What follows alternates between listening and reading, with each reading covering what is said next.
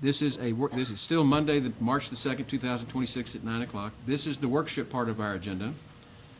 And what we have on the agenda for the workshop is item 1.1.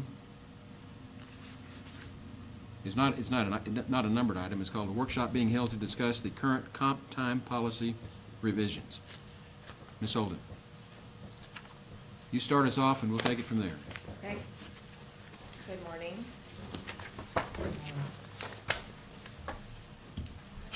So the purpose, if you want to go ahead and advance one slide. The purpose of today's discussion is to discuss updates that we want to make to the policy, align the policy with FLSA and the One Big Beautiful Act that Trump passed last year, reflect payroll system updates already implemented, and then provide clarity for employees for payroll processing. My office, Human Resources, and the Auditor's Office met at the end of 2025 to come up with these policy revisions and to update the payroll system and the annual reporting of overtime and comp time earned to be in compliant with the One Big Beautiful Bill Act. This revision doesn't change the intent or the cap for comp time. It clarifies the payout order, usage requirements, and then reporting. So why this update is necessary, like I said, the One Big Beautiful Bill Act requires employers to separately identify overtime pay, qualified overtime pay. So we need more precise tracking of straight time, comp time, and time and a half comp time. I want to back up a little bit. This only really applies to regular employees, not law enforcement, because law enforcement is paid differently and gets paid overtime. They're really the only department that generally gets paid overtime. Our payroll system has already been updated to separate the comp time tracking into two different banks as needed, and this will ensure accurate W-2 and supplemental reporting and also maintain compliance. However, our current employee handbook does not reflect these changes, so that's why it's being brought to you. Next slide. So under the One Big Beautiful Bill Act, employees, this is the benefit to the employees. The employees can deduct $12,500 if they file individually, or up to $25,000 married filing jointly. But it only applies to the qualified overtime pay, which is the 0.5 part of the 1.5 if you get paid overtime.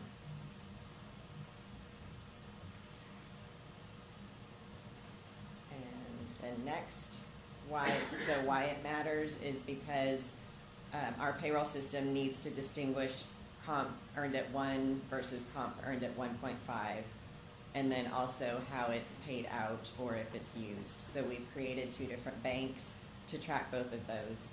And without the clear policy language, there's confusion, payroll reporting risks, and also employees may miss potential tax benefits that those deductions that they can do on their tax return. Let me just stop you right there Yes, and sir. make sure everybody understands what we're talking about here.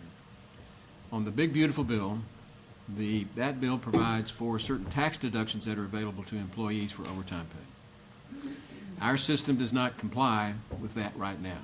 And so what we're talking about doing is trying to figure out how to patch our system to comply and afford these benefits to our employees. And that's $12,500 each, up to $25,000 for a married couple that work for the county. And so what she's trying to do is, the big beautiful bill is the Big Beautiful Bill, but we've got a little part of it that we need to clean up. And this is what we're trying to do, is clean up the part that applies to us. So proceed. Okay, so the next slide actually shows the proposed policy revision. The red strikeout is what I would like to remove, and then anything that's underlined I would like to add. So that first red strikeout says comp time balances exceeding 60 hours, because we do have a cap of 60 hours that employees can carry, will be paid at a rate of 1.5 or straight time based on how the employee earned the comp time. This is actually, even if we weren't having to do this for the One Big Beautiful Bill Act, I would want this to be changed, because we don't pay comp time at 1.5 or straight time how you earned it. They actually get that in hours. They earn the hours Comp already at 1.5 or What we straight call time. comp time. Right. So this language is confusing and isn't true and correct anyway. But what I would like to do is strike out that and then just put that those will be paid at their regular rate on the next pay cycle after the overage has occurred. So that's change number one, which really needed to happen regardless. And then the rest of it that's underlying comp time balances over 60 hours shall be paid from the comp time 1.5 bank first and then paid from the comp time 1.0 bank.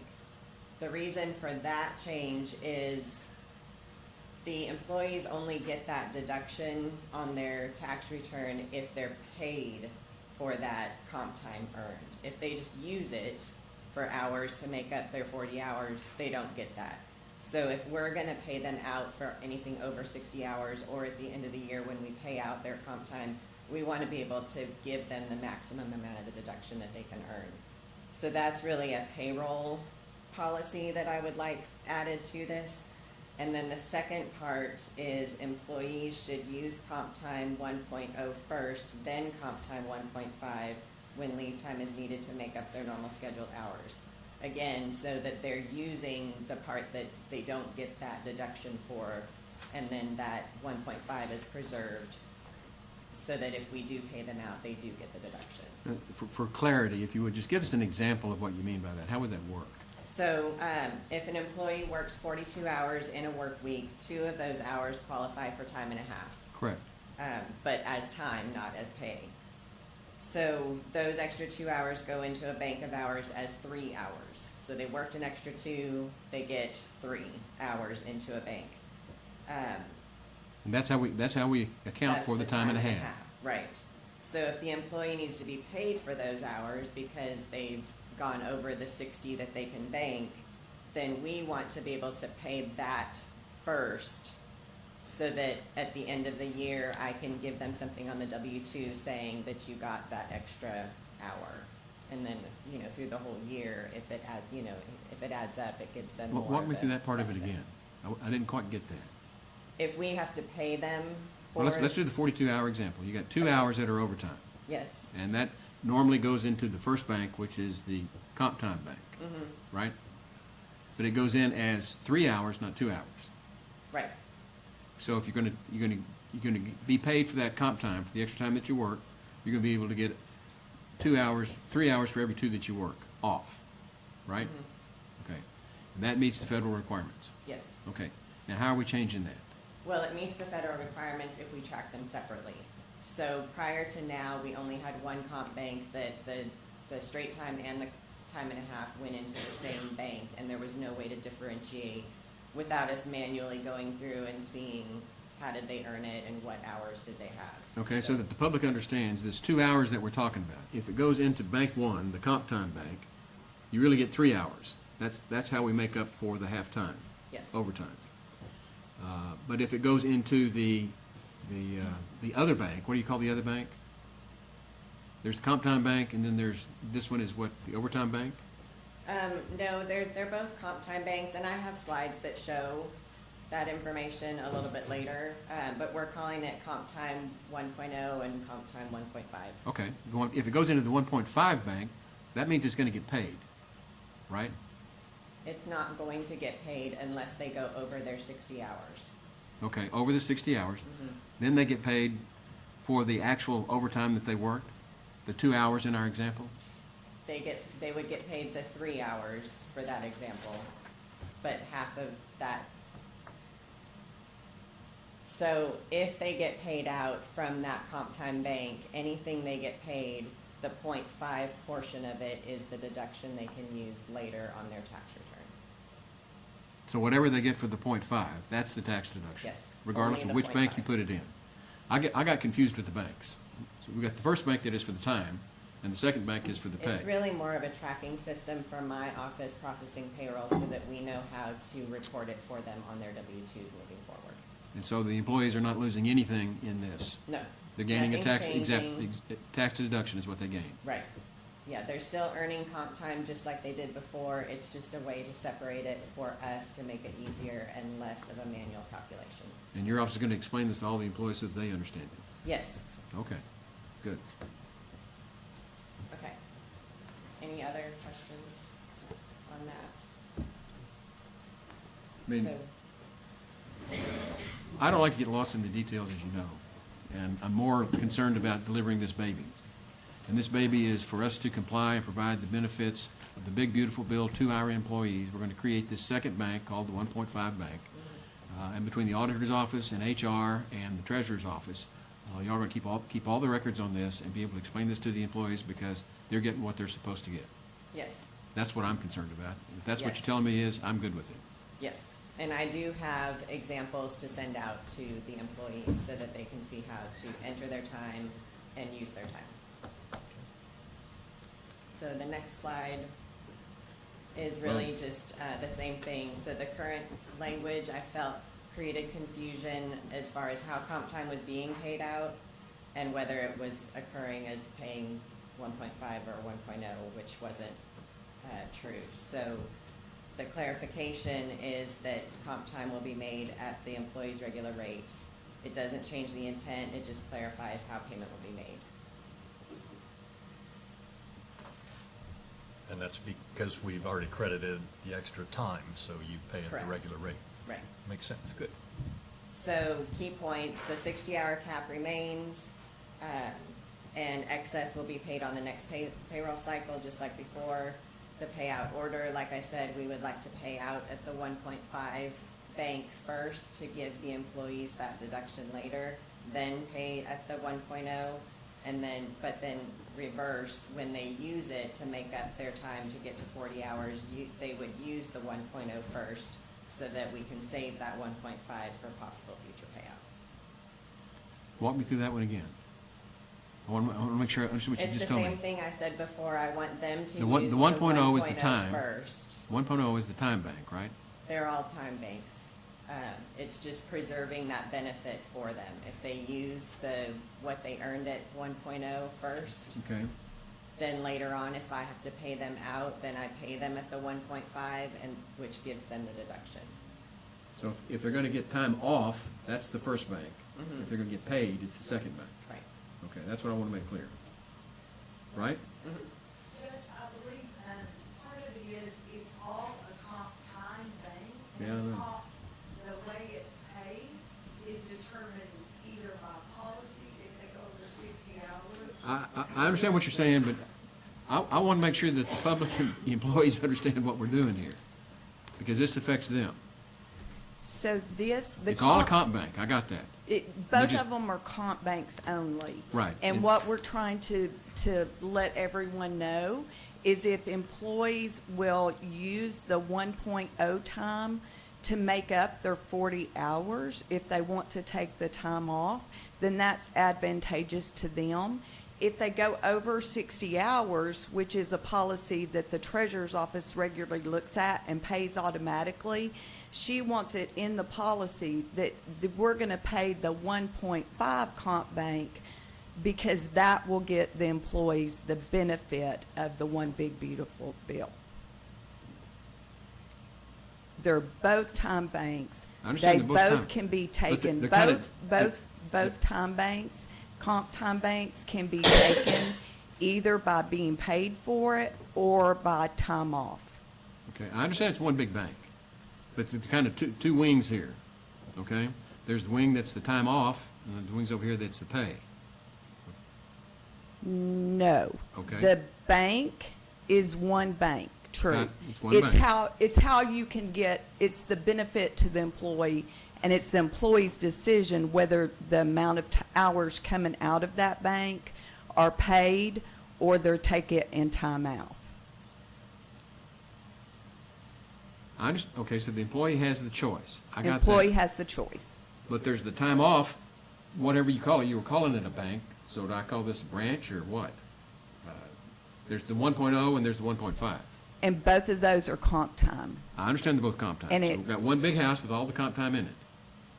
We've divided that into two banks now. And they can use both banks for time off. We're just suggesting that they use the 1.0 first to allow for the best deduction. Both of them are time off banks and can be used for time off. Tracy, you said you had some slides that might help down further in this? There's screenshots of the time entry system that the employees use, so I think it will help the employees to understand how to enter their time and use their time. And so, yeah, if we wanna,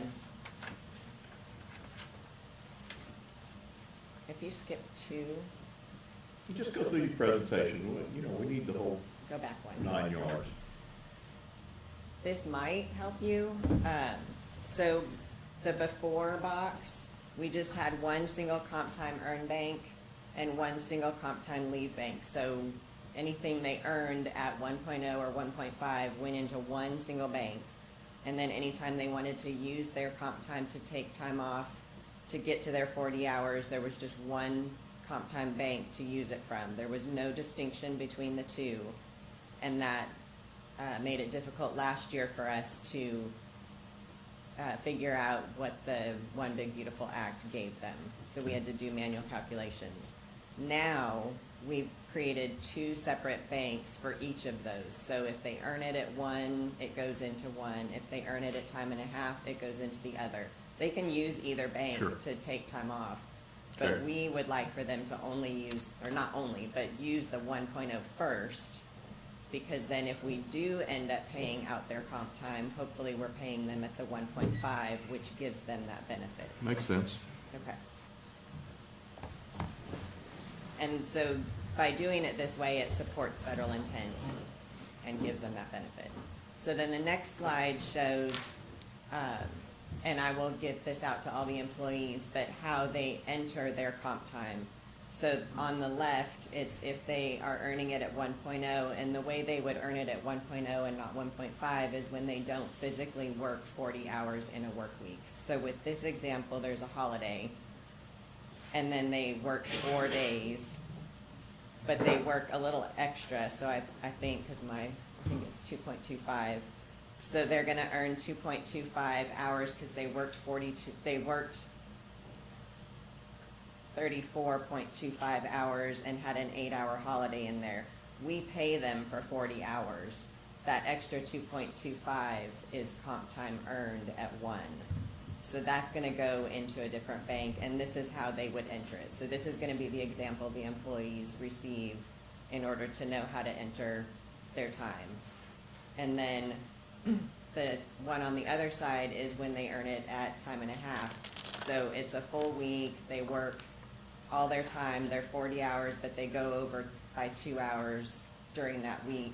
That 2 hours is gonna turn into 3 hours, and it's gonna go into the other comp bank to record how that's, how they've earned it. Okay. And then the next slide shows how to use their paid leave. So when they click on their leave balances on their time entry screen, it brings up all the buckets of time that they have. And so, if they use that D comp 1.0 first to get to their 40 hours, and then if they still need time, then they would go to that T comp time, which is comp at 1.5. And then finally, if they needed the hours, they would use their PTO, because for our policy, comp time must be depleted before using PTO. So I think this will help the employees know how to enter their time when they're earning comp time, and then how to take their comp time to give them the maximum benefit. Crystal, you like it? I love it. Well, there you have it. Done. It's approved, Stanley. So this is just, I kept trying to put in different ways to show it. This is the comp time process flow. They earn their comp time. It's banked at either comp earned at 1 or comp earned at 1.5. The usage order, use at comp time 1, then comp time 1.5, and then payout order. This is just repeating the same thing I've already said. If their combined comp banks are over 60 hours, then we're gonna pay at 1.5 first and then 1.0 to get them to the 60 hours. So this does not increase the 60-hour cap, because we're gonna add both of those banks together, and they're still only gonna have 60 hours. It's not gonna change how comp time is earned. They're still earning it the same way. It's just going into different banks. It's not gonna create any additional liability for the county, and it's not gonna change their regular rate of pay or how they're paid for their comp time. It just simply clarifies the language, aligns policy with the current payroll structure, and then supports compliance. I have a question. I understand it doesn't increase liabilities. This is all just a pass-through. How does this affect the county's cash flow? It doesn't change cash flow at all. Well, The right reason now, we pay- if they have the reason we overtime, they're give taking comp PTO. time Instead of paying overtime to regular employees is to, I mean, I think that's really the Right. cash flow savings. Right, right. But you're gonna pay out of the 1.5 bank first, Mm-hmm. right? Which doesn't change anything, it's just, it's for the reporting side of it. It's not gonna change the county's liability at all. And we're not paying at 1.5, we're just using the hours earned at 1.5. I understand that. There's no change to the liability. I'm not talking about liability. I'm Or talking the about cash flow. cash flow. It's not gonna change the cash flow either. It's the same thing we're doing, it's just two different banks. Your question is whether the bill changes the Well, the cash flow. it just not seems the like to me if we're gonna go, process. and it is what it is. I mean, I understand that. You had me when you said, federal government requires this, so this is what we're doing. We have to do it. I'm just trying to figure out, you've got the 1.5 bank that we don't tap first now. We tap the time off first. And we're switching around, so we're gonna go ahead and tap that first and pay it out. Because that's the maximum benefit to the employee, and I understand that. But that means that we're paying out more now than we were when we had to, and that's what I'm trying to figure out. So before it used to It's just a all- timing thing. It all used to be in one bank. Right. And it was the same number of hours. So now we have it separated into two banks. It's still the same number of hours if you add those two together. So as soon as they go over 60 hours, we're just paying it down to get them back to that 60 hours. It's not any different. We're paying the same number of hours at their regular rate that we were before. It's just in two separate banks now.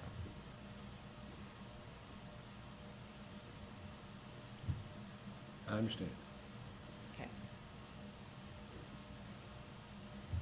So then, again, the administrative and compliance benefits, it's just gonna ensure accurate W-2 reporting, reduce processing confusion, protects the county during audits.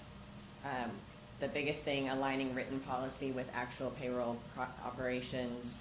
And then, again, I can't stress enough, it gives the employee the benefit of that One Big Beautiful Bill Act.